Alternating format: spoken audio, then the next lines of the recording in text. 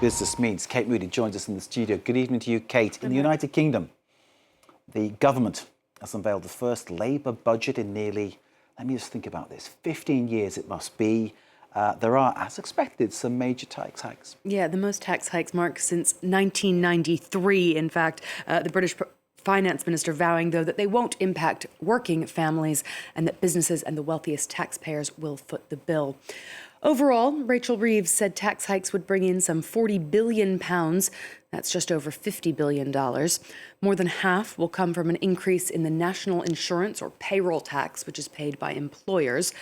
She'll also raise inheritance, capital gains and windfall taxes. In something of a surprise, she said a freeze on income taxes would end as scheduled in 2028 rather than being prolonged. The extra tax revenue will allow for more government spending, notably £25 billion for the National Health Service.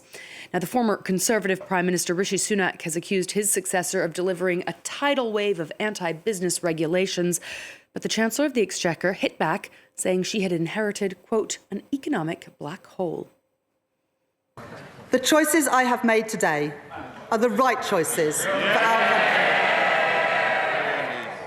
To restore stability to our public finances, to protect working people, to fix our NHS, and to rebuild Britain. That doesn't mean these choices are easy, but they are responsible. And this is the first time in British history that a woman is Chancellor of the Exchequer, the first time a woman presenting a government budget there to the British Parliament. A quick look at some economic data published today. The Eurozone economy grew a stronger than expected 0.4% in the 3 months from July to September. France got a boost from hosting the Summer Olympic Games, while Germany narrowly escaped falling into recession. Spain recording one of the highest growth rates in the EU, expanding 0.8% compared to the previous quarter. Separately, the United States economy grew 2.8% in the third quarter compared to the same period a year earlier. That's only slightly less than most economists had predicted. Let's check in on the day's trading action now. Losses across the board for the major European indices, 1.1% in each Paris and Frankfurt, slightly less there in London. The pound sterling did drop against the dollar as the UK budget was unveiled. British banking stocks rose slightly there. A pretty flat but still negative close on Wall Street. One of the biggest losers was actually the Trump Media Group. Shares plummeting 22% this Wednesday after a rally earlier in the week. Volkswagen has confirmed that painful cost cuts are on the horizon as it announced a 64% drop in net profit for the third quarter.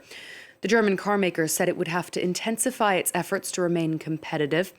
Management has this Wednesday opened a new round of talks with unions who are threatening to go on strike. Earlier this week, employee representatives were told to prepare for tens of thousands of job cuts, a 10% pay cut, and the closure of up to 3 factories in Germany. China has filed a complaint at the World Trade Organization after the European Union began applying a new higher tariff to Chinese-made electric vehicles. A duty of up to 45% will now be applied, with different rates for different manufacturers. The European Commission said a quarter of electric vehicles sold in the EU last year were made in China. An 8-month-long investigation concluded that manufacturers there benefit from huge government subsidies, which give them an unfair advantage. Officials in Beijing slammed the tariffs as a typical act of protectionism that they say will hurt European consumers. China has already threatened to raise tariffs on brandy imports from the EU in retaliation.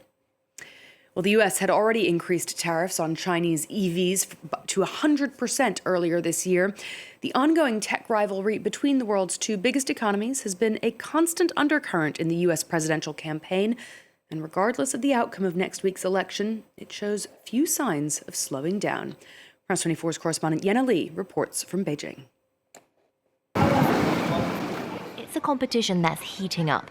Huawei's latest smartphone models are turning heads in China. The tech giant is a fierce contender to Apple, selling almost as many handsets in the last quarter. We, as Chinese people, must first support the development of our domestic products. I use Huawei, even for my car.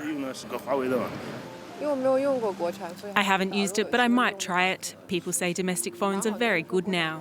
I bought a Huawei for my mother and it's very responsive. It's not worse than Apple. Huawei isn't just riding on a wave of patriotism, it's showcasing innovative products. The US sanctioned company released the world's first trifold smartphone on the same day as the iPhone 16 last September.